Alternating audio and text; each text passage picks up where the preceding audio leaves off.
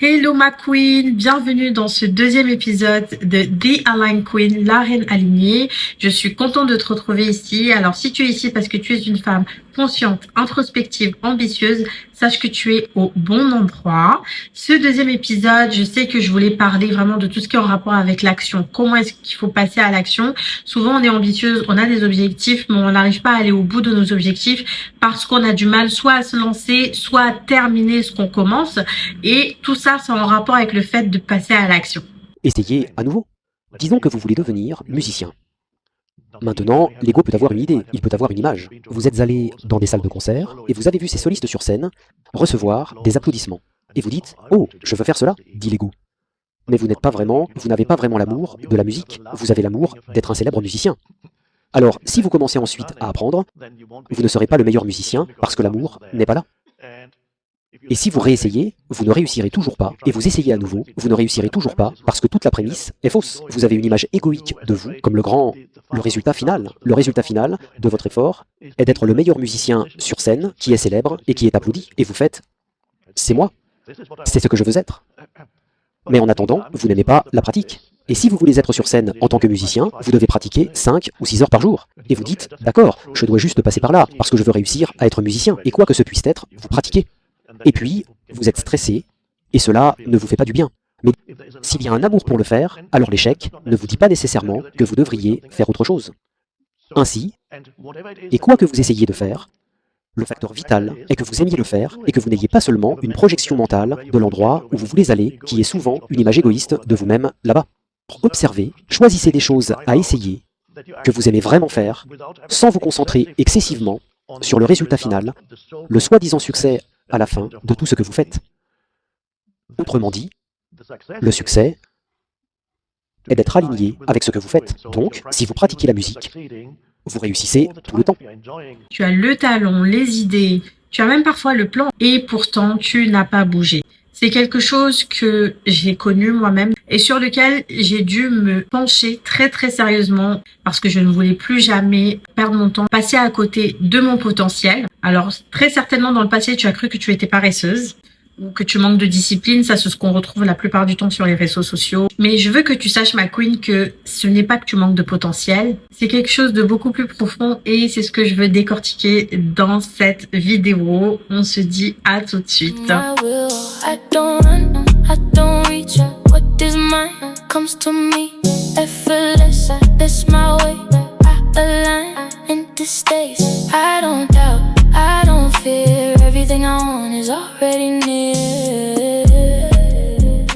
Dans cette vidéo, je vais parler de la vraie raison pour laquelle on a tendance à bloquer quand on est des femmes ambitieuses. C'est que très certainement, on n'a pas encore fait ce travail de conscience. Il y a parfois aussi un travail à faire dans l'introspection. L'introspection, c'est pas quelque chose de facile à faire parce que ça demande, comme je disais dans le premier épisode, aussi une honnêteté radicale envers soi-même. Ça demande aussi de savoir être en présence, vraiment ancré dans le moment présent. Et ça, c'est quelque chose qu'on a du mal à faire. On va souvent parler de procrastination, alors que finalement, la procrastination, c'est juste le symptôme. C'est le symptôme qui te permet d'aller comprendre qu'il y a quelque chose de beaucoup plus profond en dessous. Et pour ça, j'aime bien aller dans des exemples concrets, analyser des profils de femmes qui ne passent pas à l'action. J'ai décidé d'en choisir 3 pour cette vidéo-là parce que c'est les plus fréquents en général. Mais si jamais tu veux qu'on parle de d'autres types de blocages qui font que finalement on procrastine en tant que femme ambitieuse, n'hésite pas à me demander ça en commentaire et je me ferai un plaisir de faire une vidéo juste pour ça.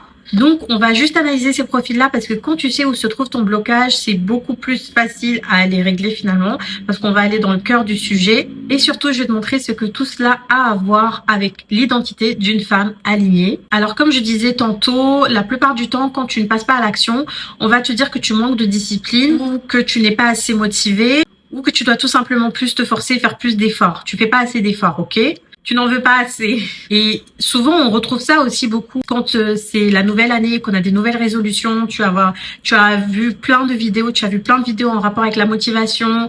Tu as fait des to-do list, tu as fait des plans, ça tient 3 jours et ensuite ça s'estompe. Pourquoi? Parce que le problème n'est pas là où tu cherches. Nous sommes nombreuses à avoir des visions. Tu sais certainement ce que tu veux faire. Mais dès que tu essaies d'agir, c'est lourd, épuisant, drainant. Comme porter quelque chose qui ne t'appartient pas vraiment. Et c'est exactement ça le signal. Parce que la vérité, c'est que ce que tu crois être une vision peut être tout simplement une vision intellectuelle. Je m'explique. C'est une vision construite par ton mental depuis ce que tu admires, ce que tu consommes, ce que tu crois devoir vouloir. Et finalement, c'est pas une vision qui émerge de qui tu es vraiment. Attention, je ne suis pas en train de dire que on n'est pas capable d'évoluer vers une autre version meilleure de celle qu'on est aujourd'hui. C'est pas ce que je suis en train de dire. On parle vraiment d'identité profonde.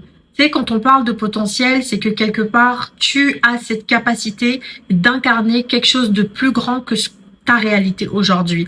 Et très souvent, tant qu'on n'est pas capable d'aller dans cette vision incarnée, pas la vision juste intellectuelle de ce qui paraît correct à faire, de ce qui paraît bien à faire, ou tout simplement en fait une vision qui émerge du mental directement, ton corps va résister. Tant que tu essaies d'agir à partir d'une vision qui n'est pas ancrée dans ton identité profonde, ton corps va résister à chaque fois.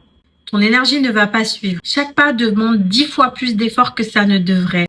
Et parfois, on peut dire, par exemple, « Oh, j'ai envie d'aller faire du sport, j'aimerais bien faire plus de sport dans ma vie, j'ai vraiment pas envie, mais je vais y aller. » Mais tu vois, l'énergie que tu as à ce moment-là, quand tu vas quand même aller au sport, tu peux sentir que c'est pas une énergie négative spécifiquement. Ça peut être une énergie positive qui t'emmène vers l'expansion.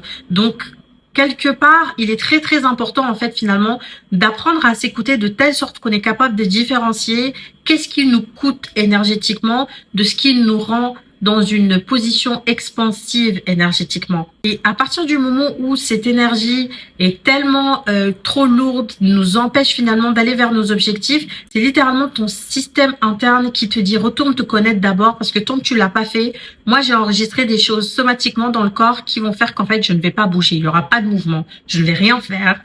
Parce que effectivement, une vision sans ancrage identitaire, c'est comme de la fausse ambition. Ça a l'air réel. Elle est même souvent impressionnante. Ça ne veut pas dire que tu ne peux pas avoir accompli des choses en étant dans cet état-là. Mais cette vision sans ancrage identitaire ne peut pas être incarnée par quelqu'un qui ne se connaît pas encore suffisamment. Le vrai problème, ce n'est pas que tu n'as pas de vision, c'est pas que tu ne peux pas agir, c'est juste que tu essaies d'agir depuis une identité qui n'a pas encore rattrapé ta vision. Voilà, il y a un gap en fait. Et tant que cet écart existe, ton cerveau résiste. Ton cerveau te protège de la version de toi qu'il connaît contre la version que tu veux devenir. Les neurosciences nous confirment quelque chose de fondamental. Ton cerveau, son travail, c'est vraiment de te maintenir dans une identité que lui, il connaît parce que ça demande moins d'efforts.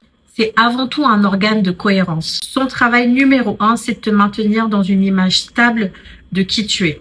Donc, quand tu vas avancer vers une version de toi que ton identité n'a pas encore intégrée, ton cerveau sabote. Il crée de la procrastination, de la paralysie, des excuses constantes. Donc, retiens que c'est par protection et que c'est possible de le changer. Et comme, bien sûr, j'ai étudié la psychologie analytique de Carl Jung, ce ne serait pas un épisode de The Align Queen sans que j'insère ça quelque part, ok? Carl Jung disait, tant qu'on ne rend pas l'inconscient conscient, il dirige notre vie et on appellera cela le destin. Ce que tu vis quand tu n'agis pas malgré ton potentiel, c'est souvent cela. Des forces inconscientes qui dirigent à ta place. Et la vraie hiérarchie que personne n'explique, c'est cela. La connaissance de soi construit l'identité. L'identité ancrée permet la vision incarnée. Et la vision incarnée rend l'action naturelle. Donc, sans la connaissance de soi, l'identité reste floue. Et sans identité ancrée, la vision reste intellectuelle. Et sans vision incarnée, l'action est épuisante. Tu ne peux pas sauter d'étape en fait. Et la plupart des femmes ambitieuses qui manquent de conscience ou de capacité introspective vont commencer par la fin et c'est souvent ça qui font qu'elles n'arriveront jamais à leurs objectifs. Et c'est pour ça que lors de mon premier atelier en janvier 2026, j'avais créé un workbook qui s'appelle Vision to Action. Si tu le veux, n'hésite pas à m'écrire en commentaire que tu le veux et je t'indiquerai comment l'avoir pour toi, ma queen. Parce que finalement, être aligné, ça ne veut pas dire que tu n'as pas à faire d'efforts. Ça veut juste dire que ton effort te rend dans une position expansive, en fait. Ça t'amène vers l'expansion.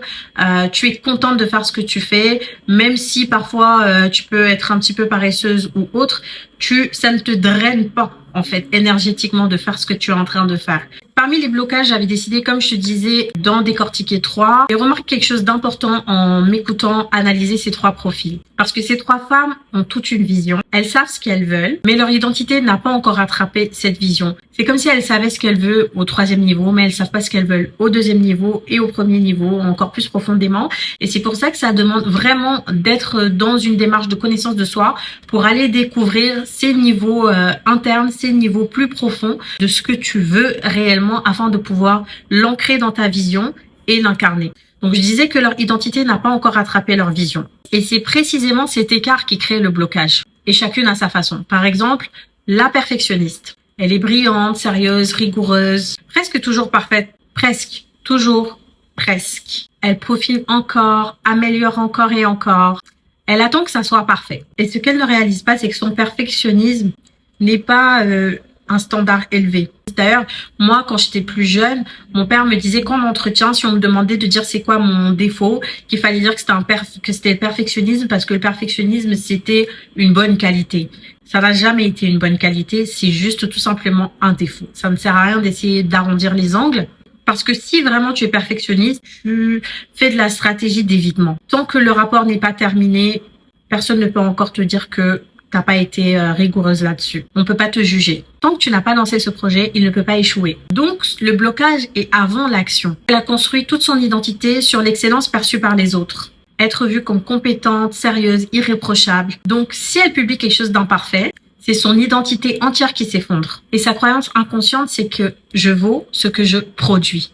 Donc, ce que je produis doit être parfait. Son vrai blocage n'est pas la qualité, c'est plutôt le fait que cette femme a peur que ce qu'elle crée ne soit pas à la hauteur de ce qu'elle pense d'elle, ou de ce qu'elle est tout simplement. Le deuxième profil, c'est celle qui se cache. C'est celle qui veut être invisible. Ok, ma chère? Elle a quelque chose de précieux à partager. Elle le sait, ceux qui la connaissent le savent. Mais dès qu'elle s'apprête à se montrer, quelque chose se serre dans sa poitrine. Alors elle reporte. Après, elle va dire « je procrastine ».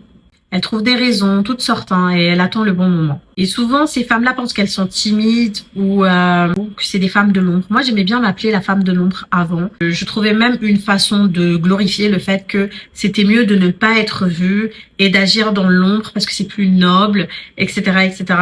Il n'en est rien de tel. C'était juste des excuses parce qu'aujourd'hui, je suis devant vous en train de vous parler. Et c'est une mémoire du corps, en fait. Parce que c'est le corps qui est censé être en mouvement et c'est quelque chose qui s'est enregistré dans le corps qui t'empêche de passer à l'action, d'être en mouvement. Parce qu'à un moment de sa vie, cette femme-là, elle a associé le fait de se montrer à quelque chose de dangereux. Imaginons qu'elle ait été critiquée, humiliée dans le passé, minimisée ou même rejetée. Ça va suffire pour qu'elle ne veuille pas se montrer et incarner son potentiel. Son système nerveux a littéralement enregistré visibilité égale danger. Alors maintenant, à chaque fois qu'elle veut se montrer, l'alarme se déclenche. Pas dans sa tête, mais dans son corps. Genre, ça va pas bouger en fait. Ça va limite paralyser ses pensées. Et ces femmes-là, elles n'ont pas forcément un manque de confiance en elles. C'est ça qu'il faut se dire en fait. C'est juste que c'est une réponse de protection profondément ancrée. Et malheureusement, son identité porte encore cette blessure, même si elle veut se montrer consciemment avancée. Et enfin, on a le troisième profil que je retrouve très très souvent chez les femmes ambitieuses, c'est la saboteuse. Ces femmes-là, elles commencent, elles se lancent. C'est même celles-là qui savent le mieux commencer. Elle est enthousiaste, inspirée, elle démarre fort, ok? Et puis, juste avant la ligne d'arrivée, quelque chose se passe. Elle ralentit, elle se disperse, et puis elle abandonne. Comme si de rien n'était. Encore et encore. Et je veux que tu comprennes quelque chose d'important ici. Ma lumière s'est éteinte. Donc je disais, je veux que tu comprennes quelque chose d'important ici. La perfectionniste et la saboteuse se ressemblent en surface. Toutes les deux n'arrivent pas au bout. Mais leur mécanique intérieure est complètement différente. La perfectionniste, elle va bloquer avant de commencer. Sa peur, c'est vraiment le jugement des autres. Mais l'auto-saboteuse, elle, commence très bien. Son blocage arrive juste avant la ligne d'arrivée. Et sa peur, ce n'est pas l'échec la plupart du temps. Il y a une étude que j'avais lue qui montrait cela. Souvent, c'est le succès, la peur du succès. Parce que réussir vraiment implique une transformation, une nouvelle identité, un nouveau regard des autres, un nouveau territoire inconnu. Inconsciemment, elle se demande, est-ce que je serais encore aimée si je change? Est-ce que je perdrais mes relations si je réussis? Ou est-ce que tout simplement, je suis capable de porter cette réussite? Alors, elle sabote juste avant pour rester dans le connu. Et voici la nuance que je voulais t'apporter parce qu'une femme ambitieuse peut être les deux à la fois, dépendamment du niveau où elle est dans sa vie. Exemple, elle peut être perfectionniste dans son travail parce que là, son identité professionnelle est en jeu. Elle peut s'auto-saboter dans ses projets personnels parce que là, c'est son identité intime et ses désirs profonds qui sont exposés. Et très souvent, c'est même l'auto-saboteuse qui n'arrive pas à générer de l'argent. Elle se lance, elle y va, mais pour tous ces éléments qu'on a expliqués en rapport avec ce blocage-là, elle ne va pas réussir à générer de l'argent. Elle ne va pas réussir à atteindre son objectif financier, par exemple, dans un business qu'elle lance. En tout cas, si tu te reconnais sur les deux, ce n'est pas une contradiction. C'est une précision sur où exactement ton identité a besoin de travail. Alors, quel est le lien avec la femme alignée ? Le lien entre toutes ces femmes-là, c'est qu'elles ont besoin de faire un travail que la plupart évitent. Se connaître suffisamment pour savoir si leur vision peut réellement être incarnée par qui elles sont et qui elles peuvent devenir. Et c'est là que se trouve la clé pour être une femme alignée. Donc une femme alignée, ce n'est pas une femme parfaite, ce n'est pas une femme qui n'a jamais de peur et ce n'est pas non plus une femme qui n'a plus de blocage. C'est une femme dont la connaissance d'elle-même est suffisamment profonde pour que son identité et sa vision parlent le même langage. Une femme non alignée agit pour prouver sa valeur, tandis qu'une femme alignée agit depuis sa valeur. Autre exemple. Une femme non alignée porte une vision intellectuelle qui va l'épuiser énergétiquement, alors qu'une femme alignée incarne une vision qui l'anime. Et aujourd'hui, c'est exactement mon cas et c'est pour ça que je suis aujourd'hui en face de toi, parce que j'ai ciblé tous ces blocages-là, je les ai étudiés. C'est la raison pour laquelle j'ai d'ailleurs suivi une formation en psychologie analytique et c'est ce qui me permet aujourd'hui d'être devant toi, parce que une chose est sûre, la Fatima d'il y a 10 ans, même 5 ans, ne serait jamais là en train de te dire tout ça. Jamais, au plus grand jamais. Autre chose, je disais par exemple sur l'une de mes stories Instagram qu'on n'est jamais vraiment prête, mais on peut quand même passer à l'action. Et ben voilà, la femme non alignée attend toujours d'être prête. Je ne dis pas qu'on peut pas attendre d'être prête, mais le mot toujours est clé parce que la femme non alignée attend toujours d'être prête. Tandis que la femme alignée se définit comme quelqu'un qui avance malgré l'inconfort. La femme non alignée va chercher la validation extérieure. Et la femme alignée se valide de l'intérieur.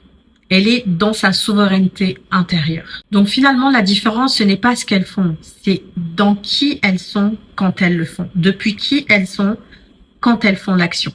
Et c'est ça qui fait que cette action-là peut être durable, elles peuvent le faire dans le temps, que cette action-là les mène vers une réelle expansion. Alors voilà, on a fini pour ce deuxième épisode. Avant de partir, j'aimerais te laisser avec une question, ma queen. Voilà ma deuxième lumière qui s'éteint, c'est pas grave, de toute façon on est à la fin. Dans lequel de ces 3 profils tu te reconnais le plus? La perfectionniste, l'invisible ou l'auto-saboteuse? En sachant qu'il y en a d'autres, n'hésitez pas à m'écrire en commentaire si vous voulez que je fasse d'autres analyses comme ça en rapport avec des blocages qui sont souvent liés à la procrastination et qu'on finit juste par chapeauter par le concept de la procrastination ou par le mot la procrastination, alors que c'est beaucoup plus profond que ça. Et comme j'ai dit, on peut avoir plusieurs blocages à la fois et ça demande vraiment un vrai travail, d'honnêteté radicale envers soi-même, de se poser, d'être capable d'être dans le moment présent pour vraiment pouvoir s'écouter, s'étudier, se comprendre et déceler c'est quoi ces blocages-là qui nous empêchent de passer à l'action et aller vers nos objectifs, passer à l'action de façon alignée. Alors, n'hésitez pas à interagir vraiment en commentaire. Et bien sûr, on ne se juge pas ici. C'est juste pour commencer à observer et se voir. Parce que nommer, c'est déjà le premier acte de connaissance de soi. Et c'est d'ailleurs la première étape dans le workbook que j'ai fait pendant mon premier atelier. N'oublie pas de me dire en commentaire si tu veux que je te l'envoie. Juste me dire, je veux le workbook. Je vais rentrer en contact avec toi. C'est tout pour moi. Align Queen, c'est moi, mais c'est aussi toi. Si cette vidéo t'a parlé, surtout, n'hésite pas à t'abonner. Parce que c'est exactement le genre de sujet qu'on explore ici. La connaissance de soi, l'identité, le chemin vers une vie qui te ressemble vraiment et où tu peux être en expansion. Ciao!